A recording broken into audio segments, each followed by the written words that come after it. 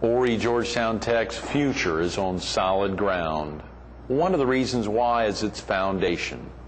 Find out what it's all about coming up next on Carolina People.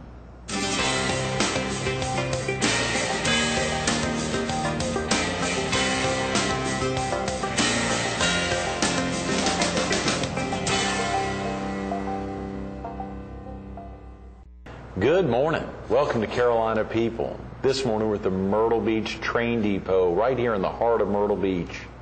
We're focused on the Horry Georgetown Technical College Foundation, and we're visiting with the board chairman, Tom Maeser. Good morning, Tom. Hi, Greg. Nice to see you. I love that tie. Good looking at 7 a.m. on a Monday. It was very hard to do. My wife dressed me this morning. Flying out of the house. I love it. I love it. Well, thanks for getting over. What about the train depot? Isn't this place amazing? I've never been in here. Been here 15 years, and this is neat. This is the first time in? Yeah. Yeah, that's really neat. Hope to get folks out more often. Of course, the city now more or less has control of it, and everything goes through the city. The All Aboard committee that was instrumental trying to help make sure it was preserved. And Jack Thompson, who'll be with us on Friday, of course, later this week. Who is, I'm sure you've heard that story many times about him stopping the bulldozer and make sure they didn't get it. But it is special. Yeah, it is very special. Nice. Yeah. A lot happening in the foundation right now, isn't it? Yes, quite a bit. It's very active. The college is growing like crazy. Oh, yeah. Greg Thompson was with us on Friday. We were filming out at the Harry Hartshorn reading room there at the Elizabeth Maddox Chapin Library, right next door to the foundation, or immediately adjacent. I think one of the days that week, I popped into the foundation to see Sandra Cole, and there was Buddy Stiers. Oh, really? Of course, highlighting many of the things he and the other folks there at the Myrtle Beach Air Base Redevelopment Authority have done in concert with the foundation. Yeah, they have, I believe they surpassed $6 million with the college. Is that right? In fact, they were just announcing that they will be giving us, well, they did give us a check for $750,000 that's going in our endowment fund. That's tremendous. For growth of that campus and the Allied Health. So of the Grand Strand campus and Allied Health. I know they were instrumental in helping make that happen. This big campaign. Let's highlight a couple of big campaigns. Of course, the foundation, for viewers who may not be familiar with the HGTC Foundation, a little bit about its mission there, Tom. Okay. The foundation started in 1978 as a separate 501c corporation. It's an arm's length kind of a thing with the college. And it started out mainly as a scholarship-driven organization to help students fund their college tuition and whatever. And it was specializing in many areas: golf course management, hospitality, and tourism. And of course, in those days, they would go out, people who hired those students, and try and get funds for scholarships. Well, as the college grew and as the needs changed a little bit, and especially since the lottery funding took over, because the lottery, well, last year it was almost $1,000 of the $1,400 tuition. I think tuition's gone up a little bit now, and I think the funding's coming down a little bit, unfortunately. Oh, boy. But what it did was change the emphasis from scholarships to helping the college just put up with the growth that they're going through. Right. Now, another kind of bad thing is that state budgets for two-year institutions have gone down considerably also. In fact, our college right now, President Wilson's operating on about the 2001 budget with about somewhere between 1,500 and 2,000 more students. That's insane. That's terrible, Tom. That's someone's logic. That is terrible. 6 years later, operating essentially off of those same numbers with substantially more students. Exactly. How can we do it? Well, that's where the foundation came in, because our role changed dramatically to now, yes, still doing scholarships, but now having to help build new programs, to pay for infrastructure, to get staff, to even facilities and equipment. And what is also astounding is our state, in its great wisdom, does not fund any new programs until the end of the third year. So every new program has to survive on tuition only, which is impossible to do. Absolutely, of course. The foundation has really stepped in then to help fill a tremendous gap. Exactly. A lot of gaps. A lot. And for example, the Allied Health the old hospital at the air base. We just finished a $5 million campaign there. We were very successful with the hospitals and the doctors in the community. Right.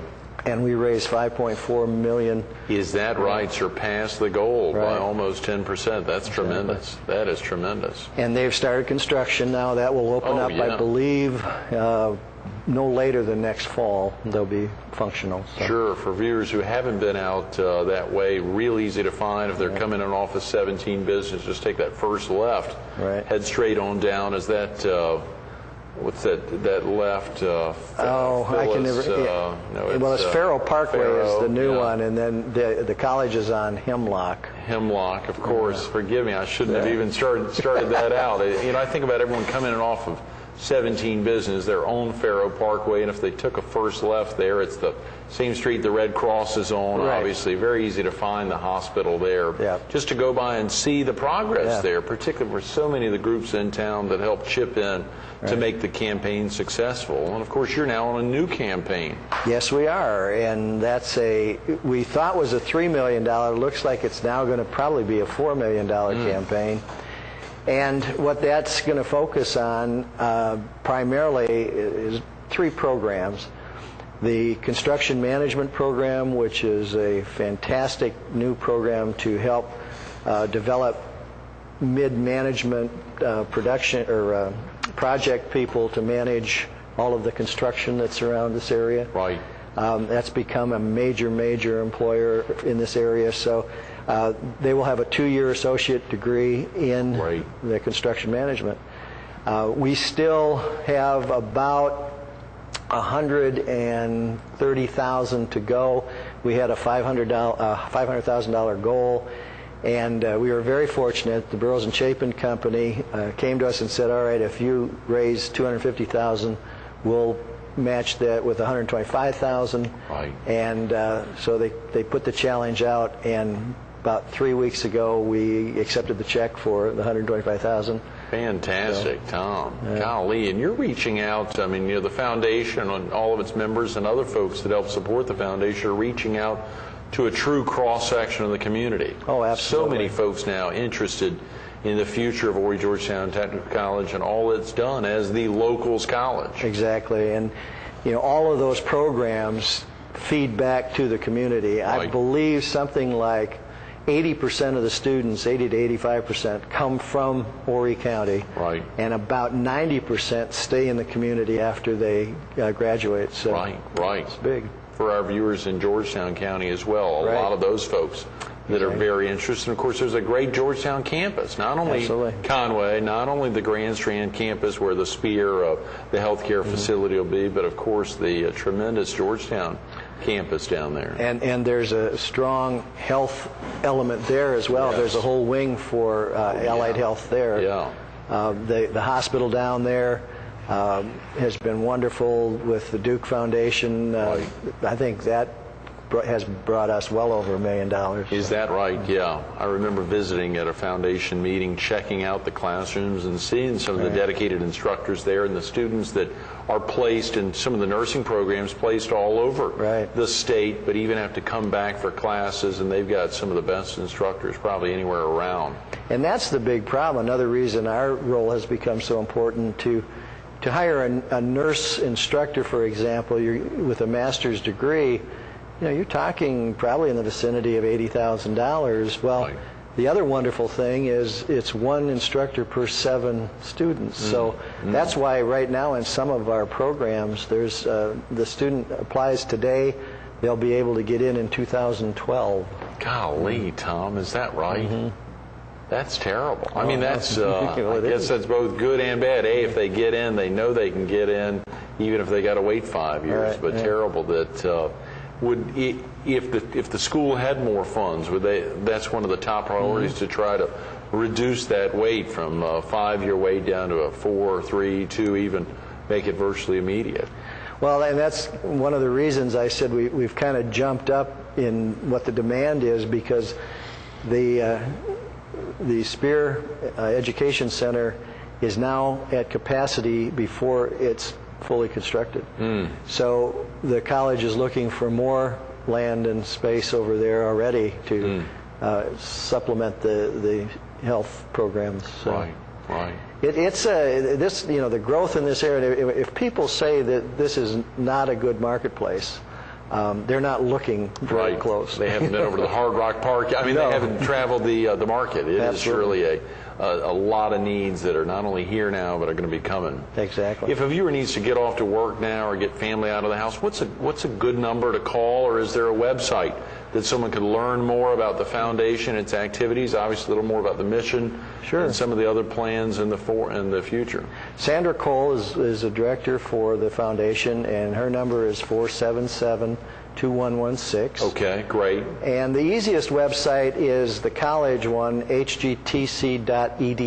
Okay, very simple. Good. And there's a foundation link on that. So great. They can also, by the way, you can donate online. Is that right? Yes. Great, good. That's a secure site. Yes. Yes, it is. And we are getting a lot of people doing it that way. Tremendous. Folks will use their credit card or otherwise go online and make donations to the Horry Georgetown Technical College Foundation. That's tremendous. Right. I'm so glad to hear that. And since we're talking that, I might as well just keep going on ways you can help us, because there's, of course, planned giving and remembering the college in your will and other places. I mean, we had a situation, you know, the Montrose room in our foundation. Yes, we talked about it last week. That they had no children here. They were new to the area relatively, and their attorney helping them put their estate together mentioned, they said, we'd like education, we'd like to do something, mentioned Horry Georgetown Tech, and I think to date we're approaching $800,000. Right, from that family, from the couple. That is tremendous. I remember we were there with Bob Gray last Thursday, Dan Gray's brother. Of course, his father, Philip, was the first chairman of the board of the commission of what was, I think, Horry Georgetown and Marion County. Right, yeah, the area commission, I think. The area commission back then, and of course his brother Dan, who's instrumental on both the foundation board as well as the first district representative on the state technical college system. But it was fascinating talking to Bob and about technical education in this area as well as in the state, and then thinking about that couple that has done so much, and that everyone needs to look at ways to try to find a support, not to take anything away from Coastal Carolina University or Francis Marion or Florence Darlington Tech or other great schools, but to think about the locals college, and as Greg Thompson talked about Friday, the ability to really reinvest back in the community in programs that stay right here. Right, exactly. Right here. Very important. What are some of the other things in the future? You know, we talk about nursing and the real needs there. That's on the radar. But making up the gap, when you talk about the dollars going down on the lottery funding, that support, tuition going up a little bit, there's even a bigger delta there. Right. Does the foundation ever step in? I know there's also, we want to talk in a few minutes about the Student Emergency Fund, but is there anything that can be done about that gap? If it's $500, are there scholarship opportunities? Would they turn to the foundation, or are there other vehicles? There really are few vehicles other than the state funding and tuition. The college is pretty well strapped, and so the emphasis has really been put back on us to be the provider of those funds. And we're getting a lot of requests now from individual programs that need a little boost or need some new equipment. You know, things are changing. I know that the college is going to, with Greenville Tech, they're bringing an automotive segment here to the area for auto mechanic technicians, I think it is. Exactly. Excuse me for missing that, but that's going to be a whole new element for the college. And I know if you've looked under your hood of your car, I don't touch anything down there. That's right. So it should be a big program. That should be, very definitely, very popular. I love the opportunity to partner with somebody else in the state who may have a couple of years ahead. I know that was used to be a strong program here and then phased out for a little while. The opportunity to get it started again is critical. Exactly. Those needs, with so many more people coming here, you know, we think about, that's a great example. You know, hearing someone talking about the Hard Rock Park and the impact that's going to have, just bringing in both permanent folks as well as seasonal. The opportunity is immense. A lot of big projects on the radar screen. And the larger entities that are coming here, like the park, and I know there's a truss company, truss maker in trusses for roofs. in the Georgetown campus, and they're asking for the college to do that training. So it's expanding their role to the community as well. Very definitely, very definitely. Tom, you've been here about 15 years. Are you a Palmetto or Tar Heel State native? Carolina person? No, I grew up in Minneapolis, I hate to say. We have no football to speak of. Someone told me the University of Minnesota had an inter-squad scrimmage and lost, so that's how bad they do.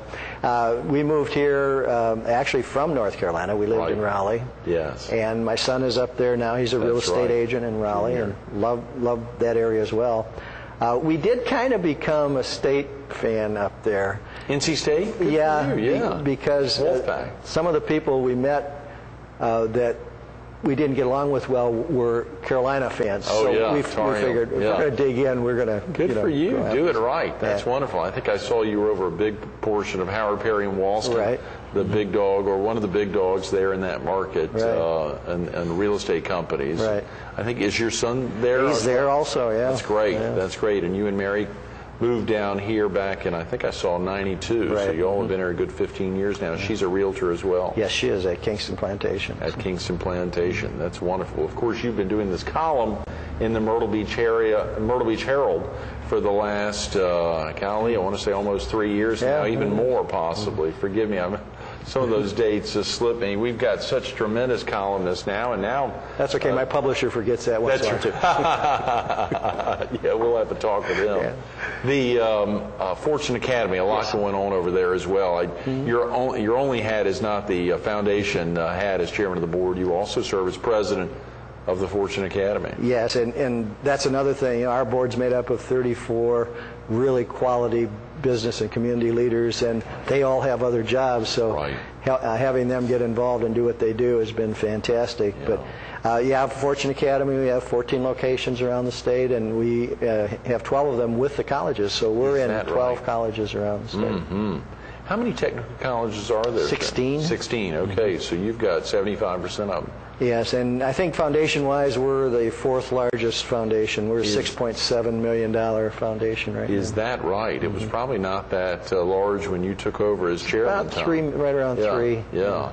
It has grown that substantially. Yeah. That's tremendous. What year did you take over? Had you been on the board for a while? I was on the board, I think, in 2000 I joined, and then I've been president of the foundation now for 3 years, I think. Yes, I think you were when I joined the board, when you and Gary Davis met with me over at Tofino's, another hot spot there. And of course, Gary's moved on and doing some great things, still trying to get a movie out.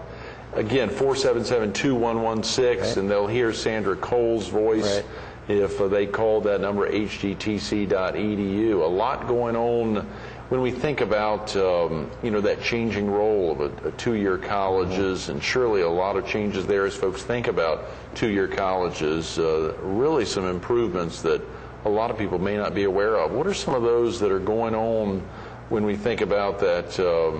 I'm looking at a question here, Tom, trying to this is a great question. Talk about the changing role of the two-year college and career education from 8th grade selection of a career cluster to the early college high school program. It's interesting because I believe it was legislated and is now mandated that 8th graders will choose a career cluster. I believe there's 16 career clusters in the 8th grade. Now, they don't have to stay in it and they can move around, but they have to make a decision. And the reason for that is so that they can start focusing curriculum to help them reach their skill levels to the greatest ability a high school can. And so once that student picks that career cluster, then the courses they take will relate to that. Then there's another program in the college and the school system called the early college, which Doug Wendo with Burroughs and Chapin was so instrumental in getting started here, that student can actually start taking courses while they're in high school at the college. They could literally graduate from high school on Friday and graduate from the two-year college on Monday and either go on to a 4-year institution or onto their career. So a lot of neat things are happening. It's tremendous. Think about this in 8th grade, Tom. Can you remember what you were doing in 8th grade? The idea of determining your future in 8th grade. It seems like the world has moved by pretty dang fast. If 8th graders are now making those kind of major decisions. Exactly. I wanted to be an NHL hockey star. Is that right? Yeah. What happened? They saw me, so I didn't make it. Not too much. Of course, hockey has improved so much, and the Carolinas gotten so big. Oh, yeah. Surely the Hurricanes up there, where you were for a number of years. I guess the Hurricanes weren't there when you were there. But no, they're new, and I keep hoping we're going to get that minor league team here. Yes, with the Coastal Carolina Arena and the opportunity for it to open in the near term and find a hockey league coming in would be tremendous. I still rollerblade, though, about 3 times a week. Do you really? Just to keep up with it. Close to home? Yeah. Yeah, we live at Kingston Plantation, and I kind of go around in the cul-de-sacs. In fact, it was interesting, one of the guards on his golf cart was in there the other day, and he stopped me, and I thought, what am I, speeding? And he looked at me and he says, you're one of the oldest people we've ever seen do that. No, you're kidding. Yeah, that's hilarious. I kind of picked up and moved on. That's a great feeling, absolutely. To see it out there. I'm sure they've got folks all over Kingston Plantation, such a great place. You all have been up there a while. Yes. It's really done a lot in the area. We enjoyed filming up there leading up to the Heart Ball, which was a big success, and Kingston really opened their doors to make it. Speaking of black tie events, doesn't the foundation have a black tie fundraiser coming up in the near term? Yes, we have some board members, and I'm going to mess up this name, but they are very active in the Chaîne de Route Sur, which is an international group of people that focus their attention around food and wine. And wine. They, in fact, I've joined the group here. I think it's 6 times a year. About every other month. 4 are black tie and 2 are casual. They visit different upper-end restaurants and leave a little plaque for the wall, and it's very well respected.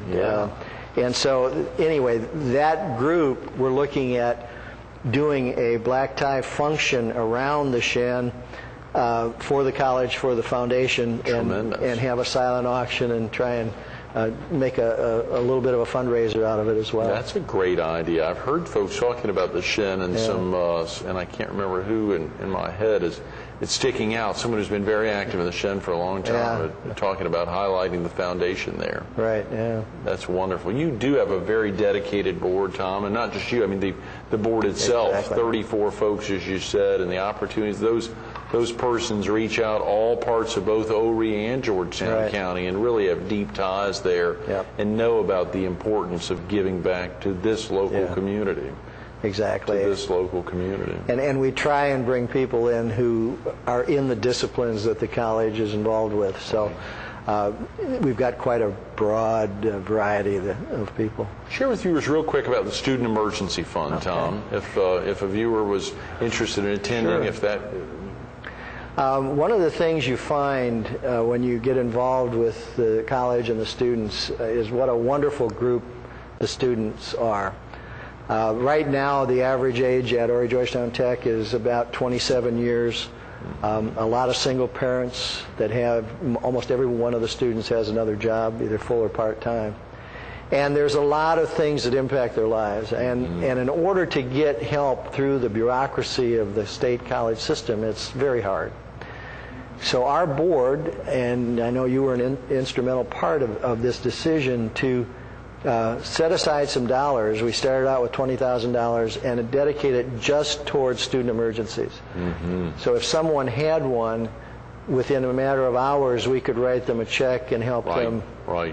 And we didn't know how important it would be or how big it would be, but it's been amazing. And we've had, I think last semester we wrote over 90 checks. And they're not big amounts, and we try and do it on a loan. They pay it back so other students can benefit from the dollars. And the $20,000 has grown a bit, not as much as I'd like to see, but in fact our balance right now is down to about $5,000 for going into the fall. And it just is a nice thing to be able to help that student. They might miss a car payment or they might miss their rent. It has nothing to do with the college itself, but if Right. you know it's books or it's rent, Yes. and we want them to be able to have both. So it's been a great program. Absolutely. Those are great words and great opportunity for folks if they're interested in making a donation, looking just for that. They Absolutely. can spearhead it just towards that. And they can do it online also. Listen to that. Plugging it the right way. Thanks so much. I'm sorry we run out of time, Tom. My pleasure. Absolutely. Stay tuned to more Carolina People with Tom Maeser coming up next.